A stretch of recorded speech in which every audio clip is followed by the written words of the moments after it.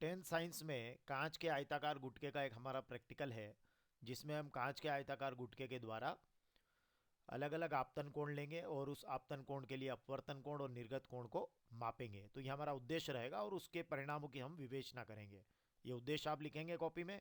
फिर आपको आवश्यक उपकरण भी लिख लेना चाहिए। कांच का आयताकार गुटका, एक ड्राइंग बोर्ड जो लकड़ी का होता है, सफ़ेद कागज उस पर लगाएंगे, और ज्यामिति कंपास बॉक्स सामग्री जिसमें चांदा, स्केल, पेंसिल वगैरह सारी चीज़ें रहती है।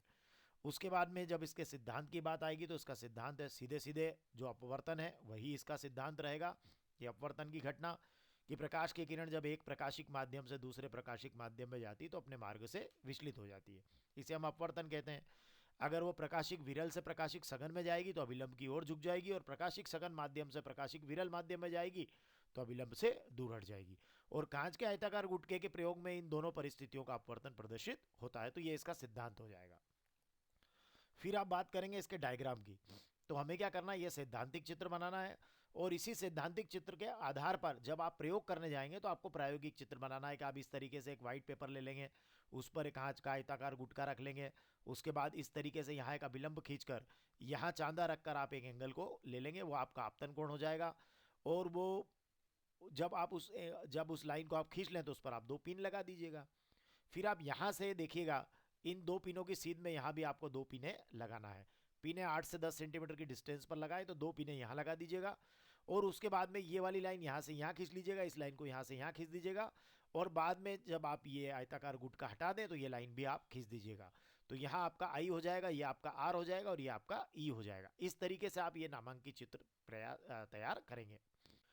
उसके बाद में फिर आप जब गणना करेंगे तो बड़ी मज़ेदार बात ये पाएंगे कि आई के जितने भी मान रहेंगे उसकी तुलना में डेफिनेटली, क्योंकि जब आप पहले तो आप विरल से सघन में आ रहे हैं तो विलंब की ओर झुकेंगे, तो ये आई की तुलना में आर के मान छोटे आएंगे।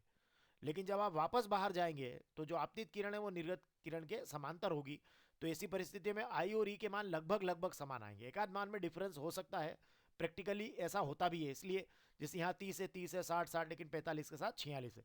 तो ये जब आप परिणाम में लिखेंगे तो इसमें आपको लिखना चाहिए कि जो आई और ई है ये निर्गत कोण और आपतन कोण जो है वो लगभग बराबर होते हैं, और आर हमेशा आई से क्या होगा, छोटा होगा आपके चित्र की दृष्टि से।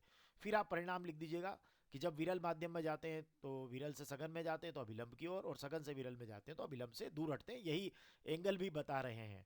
और आपतन कोण और निर्गत कोण लगभग बराबर होते हैं, ये हमने कहा आई और ई लगभग बराबर है। और आपतित किरण और निर्गत किरण हमेशा क्या होती है, समांतर होती है।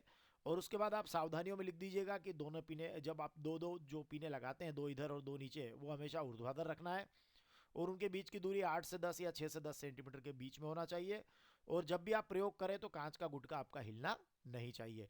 तो ये अगर आप प्रैक्टिकल इस तरीके से लिखते हैं तो आपको एग्जाम में पूरे मार्क्स मिलेंगे, और इसी तरीके से आप प्रयोग को संपन्न करेंगे। धन्यवाद।